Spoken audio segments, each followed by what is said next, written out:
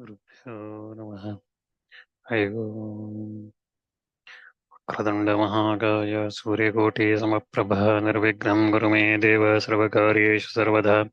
गुरुर्ब्रह्मा गुरुर्विष्णुः गुरुर्देवो महेश्वरः गुरुः साक्षात् परं ब्रह्म तस्मै श्रीगुरवे नमः। गुरवे सर्वलोकानां विजये भवरोगिणामिते सर्वविद्यानां श्रीदक्षिणामूर्तये नमः। मूकं करोति वाचालं भङ्गं मङ्गयते गिरिं यत्कृपातमहं वन्दे परमानन्दमाधवम्। व्यासाय विष्णुरूपाय व्यासरूपाय विष्णवे नमो वै ब्रह्मणिदेवासिष्ठाय नमो नमः। श्रुतिस्मृतिपुराणानाम् आलयं करुणालयं नमामि भगवत्पादं शङ्करं लोकशङ्करम्। नारायणं नमस्कृत्य नरं चैव नरोत्तमं देवीं सरस्वतीं व्यासं ततो जयमुदीरयेत्। पार्थाय प्रतिबोधितां भगवता नारायणे स्वयं व्यासेन कृतितं पुराणमलिनां मध्ये महाभारतम् अद्वैतामृतवर्षिणीं भगवतीमष्टादशाध्यायिनीम् अम्ब त्वामनुसन्दधामि भगवद्गीते द्वेषिणीं नारायणपुरो व्यक्ता दण्डमव्यक्तसमं मण्डस्यान्तस्तु मे लोकाः स्तुद्वीपा च मेदिनीम् अवतीर्णश्च कालट्यां कीदारीन्तर्हितश्चेह चतुष्वेदप्रतिष्ठाता चेताच्चङ्गुरो गृह शङ्कारूपेण मच्चित्तं भङ्गीकृतमुबोध्यः किङ्करे सदा माया शङ्कराचार्यमाश्रये. So we're looking at previously the 36th shloka completed. So avachyavadamscha bahun vadishyanti tabahitaha nindantastava samartyam tado dukkataram nakin. Right. So we looked at that shloka. Your enemies, if you don't take part in this battlefield and if you walk away, your enemies will speak many indecent words, avachya shabda. Okay, they will speak of indecent words. What can be more painful than that? That's what Bhagavan says. So now, listening to this, Arjuna might think, and he might think that, well, if I engage in this battle, then the neutrals might say that because of me killing the elders and brahmanas and others, neutrals might slander me for that as well. And if I walk away from this battle, then also I will be spoken as it will not please my gurus, it will not speak, it will not be greatly looked at by Bhishma and others, my elders, and also the enemies, Duryodhana and others, they will speak of Avachya Shabda, as Bhagavan said, they will speak of ill words. Okay. So, in any case, whatever I do, I'm not going to be in a good position here. So, that's the dilemma Arjuna is in. So, thinking that Arjuna is in that situation, Bhagavan next says in the 37th shloka, he says, Hato va prapsasi swargam jitva va bhokshase mahim tasmad dattishta kaunteya yuddhaya krita nishchayaha. Either by being killed, you will attain heaven, or by winning, you will enjoy the earth. Therefore, O Arjuna, rise up with determination for fighting. So here Bhagavan says that either you will attain heaven by taking part in this, or you will enjoy the earth. So one of those things will happen. That's why with determination engage in this battle. So if you look at the word by word, hatha means slain, killing, va is or, Tapsasi means you will attain. Swargam is heaven as celestial adobes. And Jitva means by achieving victory. Va is or. Bhokshase means you shall enjoy. Mahim means this kingdom on the earth. Tasmat, therefore. Uttishta, rise. Kaunteya is Arjuna. Yuddhaya means for fight. Krita Nishchaya means with determination. So again, by undertaking the fight with Karna and others, either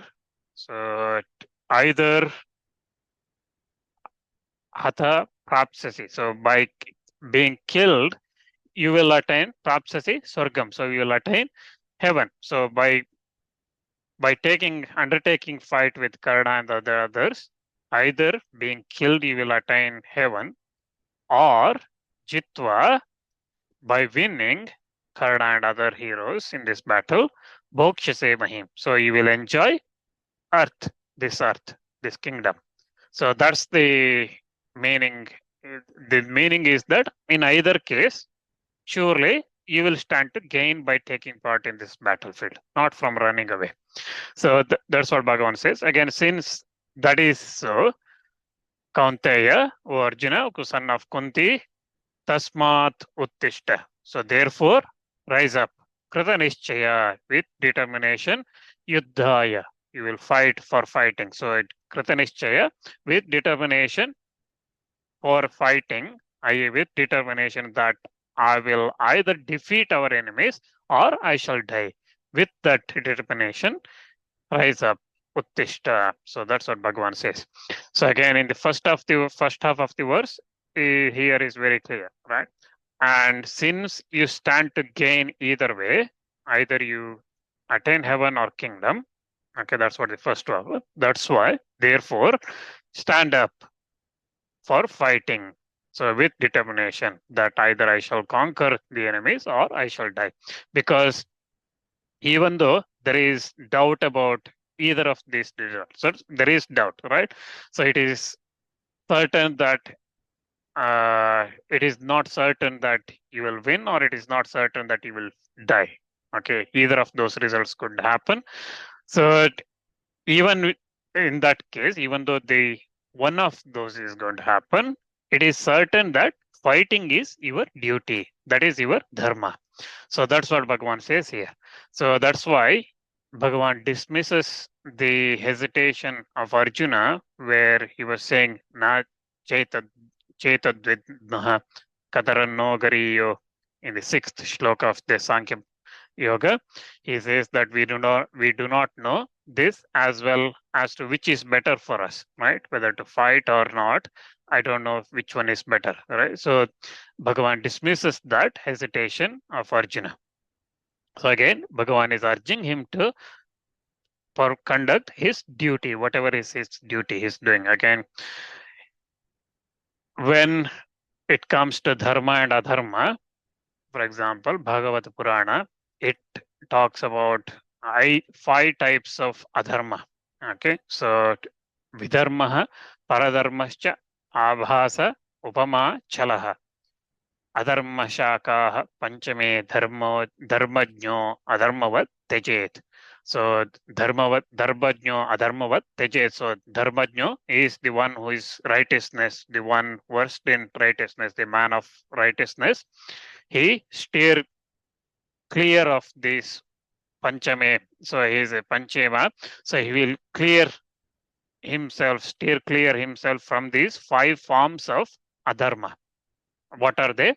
They are called vidharma, paradharma, abhasa, upama, chala. So these are the 5 types of adharma. So vidharma is something that even though practiced as dharma, it obstructs the real dharma. Okay, like for example, we looked at previously last time, I think, performing sneha sacrifice, right? So even though it is allowed, it is obstructs the real dharma. And paradharma is the course of conduct which is ordained or assigned for, defined for another varna or ashrama. Okay, say for example, somebody doing a brahmana's duty, a shudra or a vaishya or a kshatriya doing brahmana's duty, or a brahmana doing a shudra's duty, Shudra's work and things like that. So, or ashrama as well, a brahmachari doing the duty of a grihastha or a grihastha, like a sannyasi or a brahmachari or things like that. So those are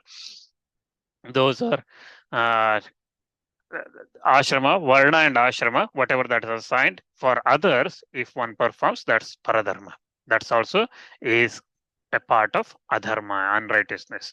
And then the third one is upama or upadharma, which is again here say opposing the Vedas. So whatever the Vedas are saying, if one opposes that, that is the upama. Chala is the distortion of the text, showing apparent conformity to the letter of scriptures. So you make Vedas or Shastras look different, and so that you distort that and then follow that, and that's the another way.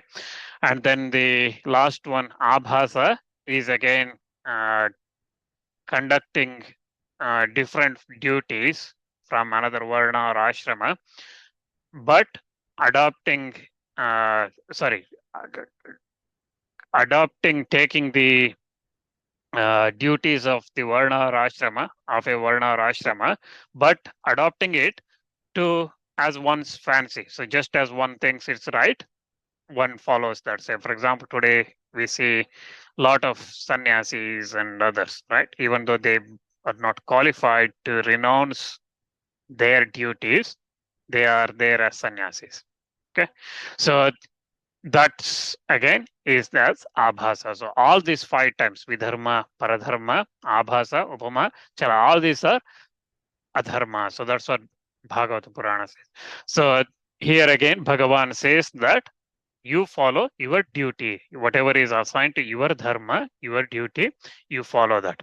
So it is again stated that in this, your duty and not doing it brings sin and ill fame, right? So previously we looked at, so by not doing your duty, it brings sin, and also it is ill fame. By taking part in this battle, you are in the kingdom, fame, heaven, all these are your potentially, you could get those things by taking this part. So there is 2 things here. One is saying, Bhagavan saying, it is your duty, and by not doing it, it brings sin and ill fame. So that means it is considered as a nitya karma. Okay, so nitya karma. On the other hand, by taking part in this battle, you will earn kingdom or fame or heaven or one or more of these things, right? So then that kind of sounds like a kamya karma. So again, karma, nitya karma, kamya karma. Okay, so Arjuna might think, if it is nitya karma, if I'm going to, the idea of going to heaven and those things, Krishna, you are saying, that does not apply, right? It should not apply because nitya karmas do not have any results in it. On the other hand, if I have to take part in this battlefield as a kamya karma, then it becomes part of the Artha Shastra, not a Dharma Shastra. Okay, Dharma Shastra says that I should not do these kind of things. Okay, I should not kill Brahmanas and elders and things like that. That's unethical.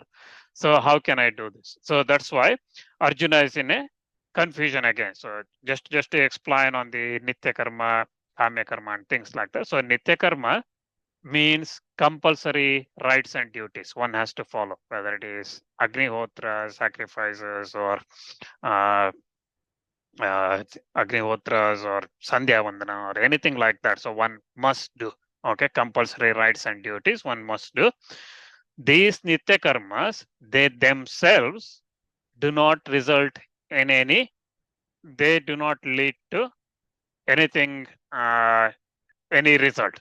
Okay, they do not result in anything. That's why when, for example, Sandhya Vandana or anything you do, you just say that Parameshwara Prityartham. You do not say that for me I need a long life or wealth or anything like that. You just say that Parameshwara Prityartham. Okay, so just to please Bhagavan, I'm doing this my Nitya Karma. Okay, that's one thing. That's Nitya Karma. But why if one does not perform those Nitya Karmas, then it will lead to sin. By doing it, one does not gain anything. Okay, by not doing those Nitya Karmas, it leads to sin.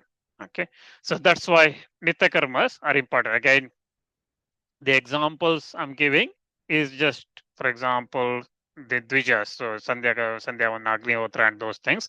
But Nitya Karmas, there are many things. Okay, waking up before sunrise, taking bath, worshipping the Surya in the morning, for example, or when you see a Brahmana touching his feet and doing namaskara. Okay, so all these things that Shastra says one must do, okay, and respecting the Brahmanas, worshipping the Devatas, helping others, all these things that Shastra, they are all part of Nitya Karmas. Okay. Some of them, they on their own do not result, again, end up in any kind of results, but not doing them will result in sins. So then the second type of karmas are the actions or acts that one does is called classed as a naimittika karma. Okay, naimittika karma means occasional rites and duties, like for example, performing a shraddha ceremony. Okay, which occasionally one has to do. Okay, and or maybe a vrata or a puja or a something like that that happens on certain days and things like that one does. This again is halfway between nitya karma and the other one kama karma. Okay, it could be as a uh, like nitya karma where it does not performing it may lead to sin, but also it may not result in anything, or it could be saying that I'm doing this vrata on these specific days or pujas in these every Purnami I'm doing this puja, okay, for something. Okay, then it becomes a kama karma. Okay, so kama karma is the third one where a ritual or something is performed, a ceremony is performed with selfish motives, like for example performing a sacrifice, a horse sacrifice, okay, Ashwamedha, to go to heaven.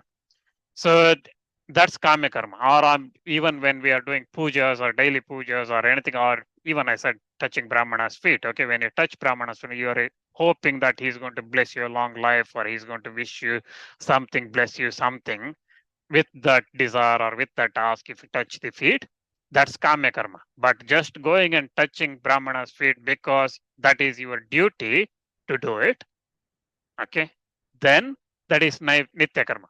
Okay, there is a very slight difference. Nitya karma is a compulsory rights and duties, but that nitya karma can become a kama karma if one attaches selfish motives behind that performing those things. Okay, so here Arjuna is might be asking, if battle itself is my nitya karma, that means my compulsory rights and duties, that means there should be no expectation of any results from it, right? So in that case, why are you saying that I'm going to gain heaven from this or fame or anything like that? Why are Krishna saying those things? On the other hand, if you consider this as a kamya karma, that means from selfish motives, I'm doing this, I want to gain this kingdom or I want to attain heaven from this battlefield, okay, taking part in this battle, okay, then Arjuna is questioning Bhagavan. Arjuna might be asking Bhagavan, if it is a kama karma, there is no mandatory that it is not mandatory that I have to perform a kama karma, right? Nitya karma one has to perform. Kama karma, you don't have to perform. Okay, you can abstain from doing any of the kama karmas. Okay, selfish motives you can completely abandon, and that's kama karmas completely can be omitted. So in that case, why are you asking me to take part in this battle? Okay, so Arjuna is questioning like this. So again, he this the type of thought process that's coming in Arjuna, we will see again in the we see this in the previously in the 30 sorry Bhagavan in the previous 33rd shloka, he says, Adachetvam dharmam sangramam nakarishyasi. If you don't, on the other hand, if you will not undertake this battle and things like that. So all that thing you said, that becomes no use, because either you have to be considering this as a nitya karma or as a kama karma. In both cases, whatever you are saying is conflicting, contradicting each other, right? So Arjuna might ask like that, thinking that because of that, Bhagavan now says in the next shloka, he says that Sukha dukhe same krutva labha labho jaya jayo tato yuddhaya yujyasva naivam papam avapsasi. So treating happiness and sorrow, gain and loss, conquest, victory and defeat with equanimity, then engage in this battle. Thus, you will not incur any sin. So, Bhagavan says that to clarify that confusion that might come in Arjuna's mind, Bhagavan says that you take part in this with equanimity, equanimity towards same level towards all the results, all the outcomes of possible outcomes of this. So sukha means happiness, dukkhe means distress, say same krutva means treating alike, treating same, labha alabho means gain and loss, jaya jayo means victory and defeat, tatha means thereafter, yuddhaya for fighting, yujjasva means engage, na evam means never thus, papam means sin, avapsasi means shall incur. So Bhagavan here says again, uh, as regard to that, so he says that this advice for you, then you are engaged in the battle considering it to be your duty. Okay, so that's why treating happiness and sorrows with same equanimity, without having likes and dislikes, and also treating gain and loss, victory and defeat with as the same, then yuddhaya, you just engage in this battle. So evam, thus undertaking the fight, undertaking the battle like that, you will not incur sin. So the advice, that's what Bhagavan says. The advice Shankaracharya here again says the advice Bhagavan is giving here is purely incidental. It is purely situational. It is secondary. So ittesha upadesha prasangikaha. So Shankaracharya explains this upadesh or this advice Bhagavan giving here as a prasangika. That means situational. Okay, incidental. The reason is the whole context here of this philosophy is Paramartha Darshana. Okay, so this is the philosophy of that Paramatma, right? So that knowledge. So if fighting is something that to be joined in that context, it will amount to combination of jnana, knowledge, and action, karma, right? So the combination of jnana and action, both Bhagavan is giving together here. It feels like that, right? So he's saying that you yuddhaya kritanascha. So that means you go and engage in this battle, right? So he's asking him to take action, but so far all he has said was knowledge, jnana is superior. So it feels like that he is giving both should go hand in hand. Knowledge and action should go in hand. To avoid that confusion, Sri Bhagavad Shankaracharya here says that this is prasangika, this is incidental, it is situational. That is to say that although the context of Paramartha Darshana, the supreme reality, the context of the supreme reality, that is the context, even though that is the context, supreme reality or the Paramartha Darshana is the context, the advice to fight is purely situational. Because that is in the battlefield, Bhagavan is saying, perform your duty. And it is not a injunction. It is not a rule to combine the knowledge, jnana, with karma, knowledge with action. It is not a injection. It is not that Bhagavan is here saying that you should always engage knowledge with karma. Because here it is in a battlefield and Arjuna is a Kshatriya. All Bhagavan is saying is fighting is here the natural duty for you. Okay, that's all he's saying. He's not saying that to attain that Atma Jnana, one should engage in karma. Okay, so that's why Shankaracharya says that Ittesha Upadesha Prasangikaha. So he says that this is only situational. So that's very important. And then again, if you look here, it's the shloka says Same Krutva, right? Treating with equanimity. So when treating equally means it implies that the absence of attachment and aversion. Right? So having given up the desire for happiness or getting rid of the sorrow and fighting with the idea that this is your own duty, you will not incur sin. So you will not incur sin arising from killing the elders, Brahmins, and others, killing that, and from non-performance of your nitya karma. Okay, this is your nitya karma. Non-performance of that, the sin that might come, that also will not come. Okay, so why? How it will not come? When you have the idea that this is your duty and nothing else, whether you are not attached to, you do not have any desire for happiness or sorrow in engaging this.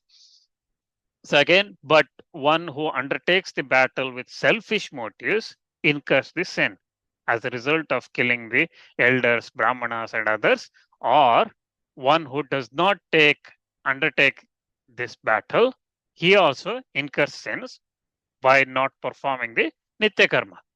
Okay, so Bhagavan says that if you engage in the battle without any desires, without any griefs, sorrows, just as considering this is your duty, then you will not incur from any sin from killing of your elders or brahmanas or anything. And also you will not incur any sin from not performing the nitya karmas. But on the other hand, if you engage in the battle or not engage in the battle, either way, you will incur sin because engaging in the battle with the desires or with sorrow, then you end up in killing the elders and brahmanas. That becomes sinful act. At the same time, similarly, if you do not engage in the battle at all, it means you are not engaging in your performing your nitya karmas. That's also sinful. Therefore, the one who undertakes the battle without desiring its fruits does not incur even both the kinds of the sins.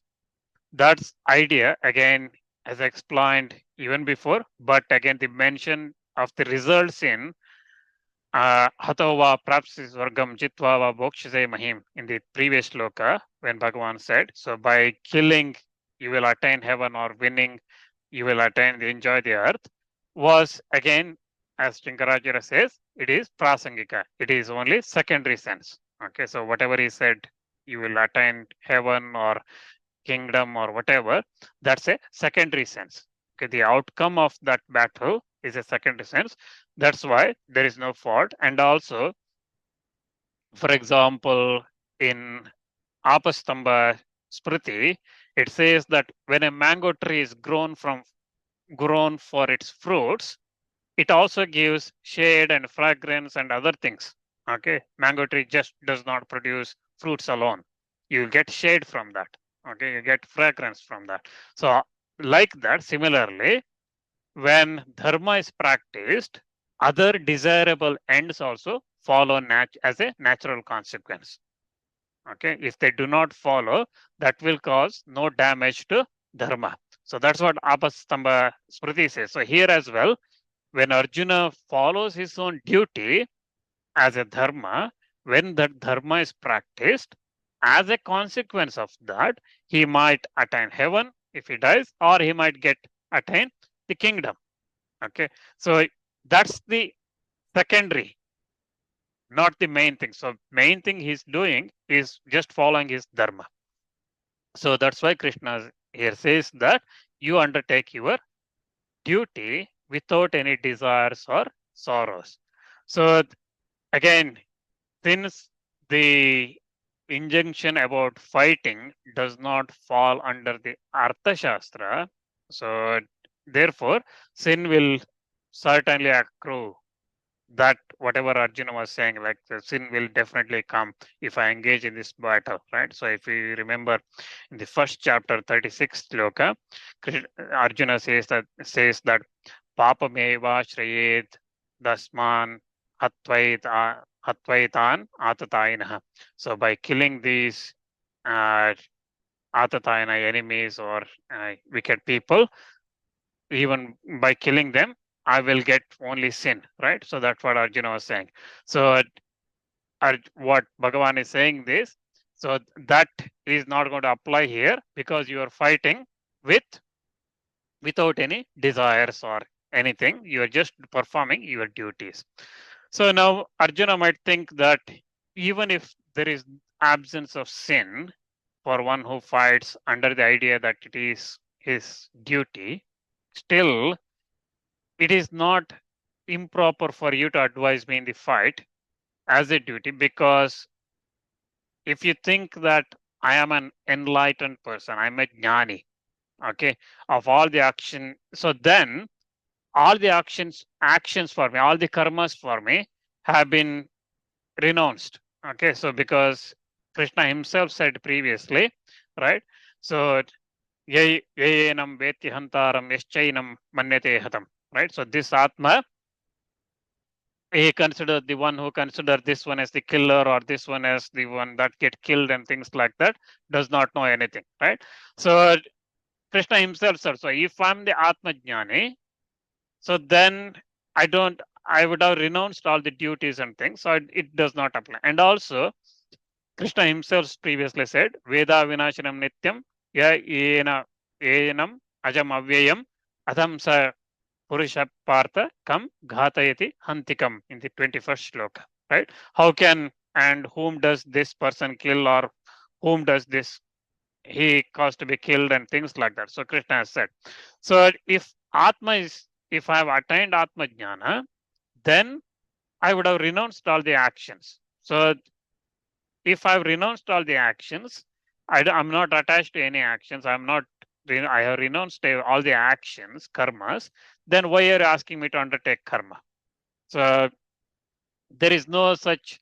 On the other hand, if you think that if so sorry, if I'm thinking that I'm not an agent, this body is temporary, I'm not an agent, I'm not the enjoyer, I'm pure nature, I'm pure Atma, okay, I'm pure Parabrahma.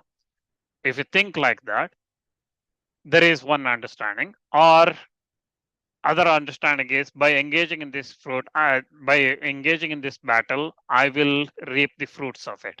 Okay, so that's another thought process. If either of these two, both are contradictory, right? So, and you're asking me to engage in a battle, thinking that I am not engaging.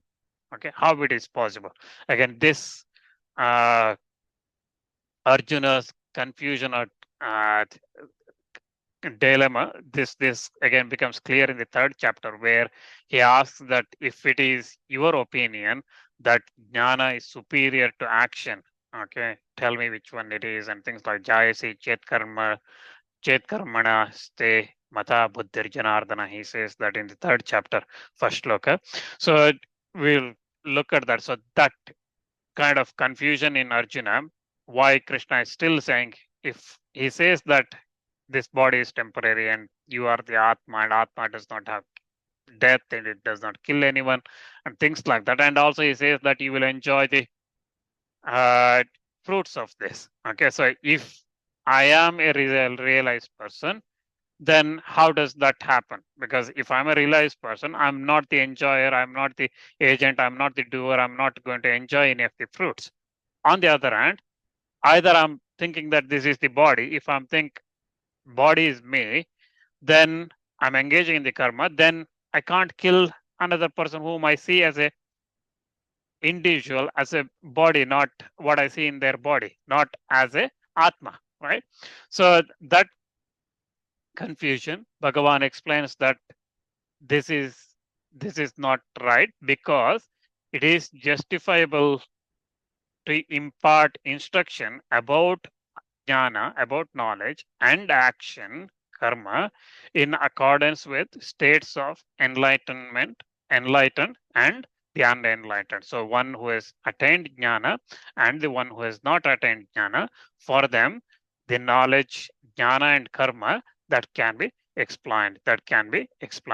So again, generally, it is accepted argument for the removal of sorrow and delusion, shoka, moha. It has been stated in the verses beginning from uh, 31st, right? So in the 31st, Swadharma Pavicha Vekshana Vikampitum Arhasi. So from that verse, so the arguments Bhagavan made is to remove the Shoka Moha and things like that. But it also has been presented by accepting the real intention of the Bhagavan. So it is it is not presented in that by accepting the real intentions of the Bhagavan here. So the real context here is from the 12th shloka of this Sankhya Yoga, where Bhagavan says, Natvevaham jatunasam natvam neme janadipaha na chaivana bhavishyamaha sarve vayamatha param. Right? From there to 30th shloka, where he says, Dehe nityam avadhyoyam dehe sarvasya bharata tasmat sarvani bhutani na sattvam shochitumarrasi. Right? Till that time is of the realization of the Paramartha Darshana, that's supreme reality, right? So whatever that said between the shlokas 31st and till 38th shloka, okay, whatever that we are looking till this 38th shloka is not a tattvika upadesha. It is not about tattva, okay? It is purely telling Arjuna that one has to perform his ordinary duties, his laukika. It is a laukika worldly message, okay? So in this world, so Arjuna had two types of moha, delusion. One is sadharana moha and asadharana moha. Asadharana moha is about atma tattva and things like that. Sadharana moha is what we see in the real world. Okay, so as an ordinary person, unenlightened person sees in the world, in this world.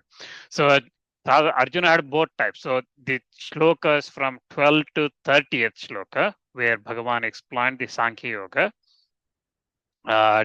Sankhya Tattva, Paramatma Tattva, Paramartha Darshana, where he gave that is the Tattvika Upadesha.